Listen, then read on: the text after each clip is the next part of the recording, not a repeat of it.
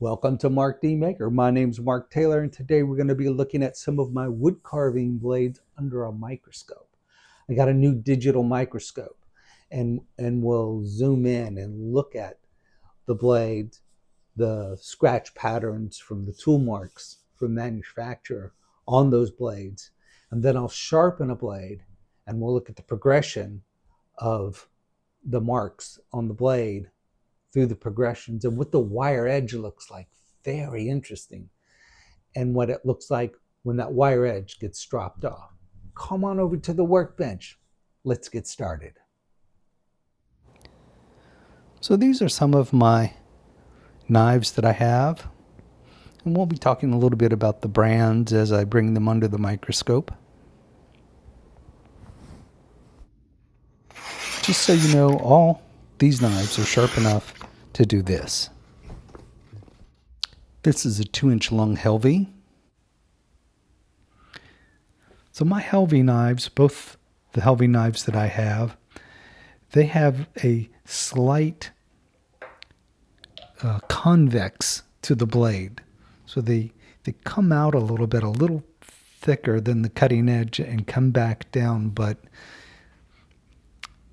it is a very strong blade with a very sharp edge. I mean, when they come to you, they are scary sharp. 1.25 Helvey. And I have used this knife a lot. Most of my carvings are smaller, so I need the smaller blade. I've never had to sharpen it, just strop it. And you can see the blade is very refined. It's shiny to look at it when you're not looking under a microscope. It's a shiny blade. You can see a reflection in it. I've just had to put it on the strop and it comes right back. 1.5 OCC. Both of the OCC blades that I have came to me with more scratch marks, more manufacturing marks on them than the Helvey. They are less expensive. They are a thinner blade, and they are flat ground, although I've put a micro bevel on both of them. The shorter blade, actually, the blade would roll over on me until I put the micro bevel on, and then it became a very good carving knife. 1.25 OCC.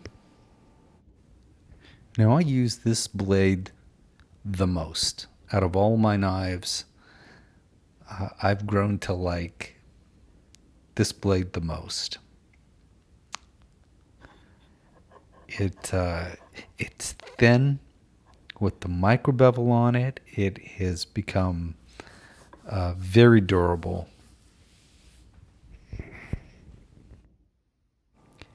1.25 adjustable shaft dunkel knife.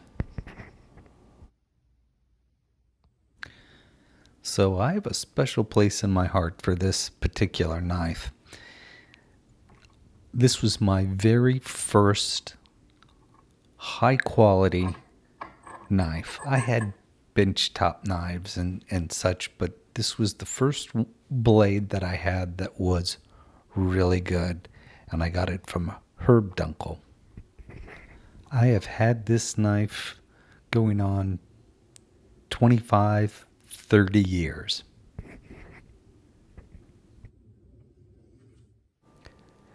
This also is a Dunkel knife, 1.25 inch long. From my understanding, the Dunkel knives are still made in Ohio. So this is an upsweep knife. It was the first upsweep knife I ever had. And for years, my favorite knife, it still is a wonderful knife. High quality, holds an edge. And by its shape, you can get in and cut cuts that you cannot do with a flat squared off blade. Flex cut 1 1/4 inch. And this is another reason why I like this knife so much. This holster fits beautifully. So flex cut blades are readily available. They're fairly inexpensive and they're very reliable. You know what you're getting when you get a flex cut knife. They're good knives. They would be the one that I would recommend to a wood carver that has not had a good knife before. I would say first get a flex cut, get used to it so you're not spending a whole lot of money.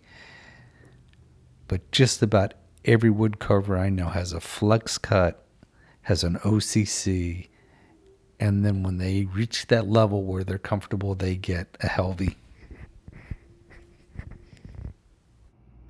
Flex cut detailer. This is just about 3/4 of an inch, just shy. And as usual, flex cut, you can't go wrong with it. It's a nice little detail knife. This is the Flex Cut Pro Series 1.5" blade.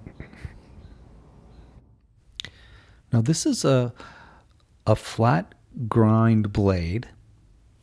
I've never sharpened it, but I have stropped it a little bit, and I've carved with it. It is a really nice blade. It's a nice knife, and I like the fact that there's no finish on the handle. So this knife is from Warren Cutlery, and it is a neat little knife. Not a lot of people know about them, but they are really cool. So you can have multiple blades in the handle. So it unscrews. You can see the threads on the handle there. And you have multiple blades. The one in the middle there is 1 1/4 inch long. There's a spoon carver, a detailer. There's one slanted forward. So concave, convex, a little bit of everything. And all but the spoon carving blade will fit right in the handle. Here you can see the handle. It's a neat little knife for traveling.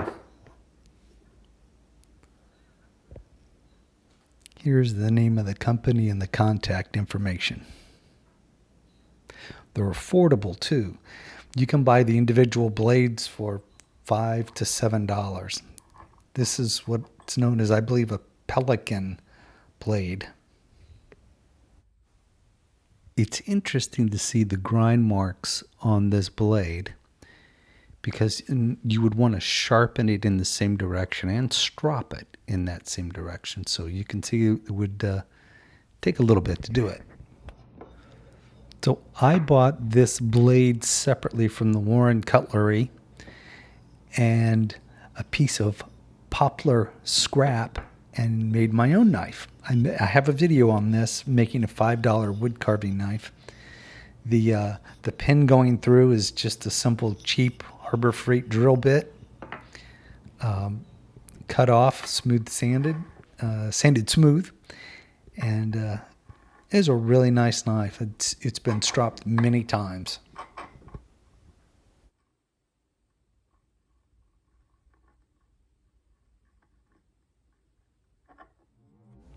This is an 1.5" blade. It's a Rick Boots knife. Now, he used to have a television show that I used to watch religiously. He was one of my wood carving heroes. He still is.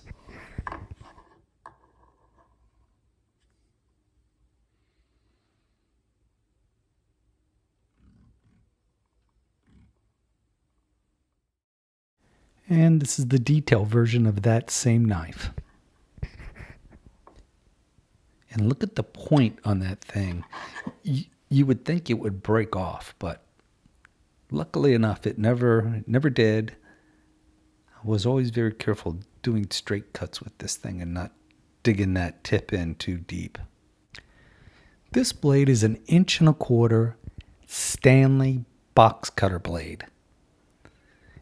It's ground down and fit into this little handle. There's the stamp from the Stanley manufacturer and has been sharpened and stropped many times, and it is a great little blade for doing flat plane carving. All right, let's sharpen a blade. Now there's many different types of way to sharpen your wood carving blades. I've used many different types of ways, and this is what I prefer these days. Usually I start with the 300. I don't have any 300, so I'll use the 220, just as effective. Let's take a look at the scratch pattern, the 220 left. And you can see it's pretty prominent.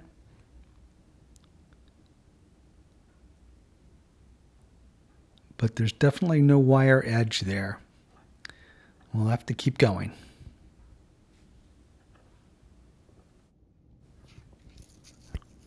All right, I moved to 600 and then 800 grit. And you can see the scratch pattern's much finer now. Still not a prominent wire edge. So we'll keep going. All right, here we go. We got that wire edge now. And it's obvious with the naked eye. No magnification here. You can see the shine, that glint on the cutting edge of that blade. That is the leading edge, the wire edge that everybody says you need to get before you can get a truly sharp blade. Let's look at that under the microscope. And wow, look at that. I was amazed by this, how rugged and jagged it looks. It is amazing. It's very thin, and its slightest touch will fold it over. And a matter of fact, that happened right on the end, right on the tip there. You see how it folded over? You got to be careful, because if that folds over too much, it could wreck the sharpness of your blade.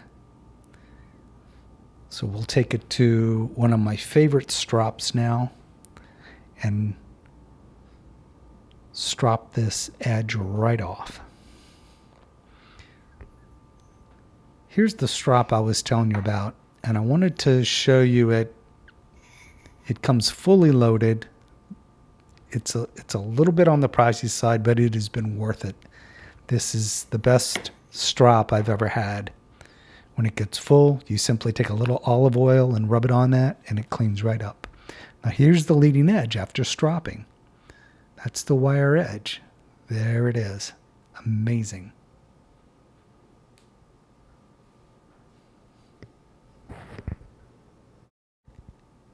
And here is a really close up of the blade after stropping. Look how clean and neat that is. It is super sharp. Very pleased with it. Let's take it to maximum magnification. And here we go. And here's the edge.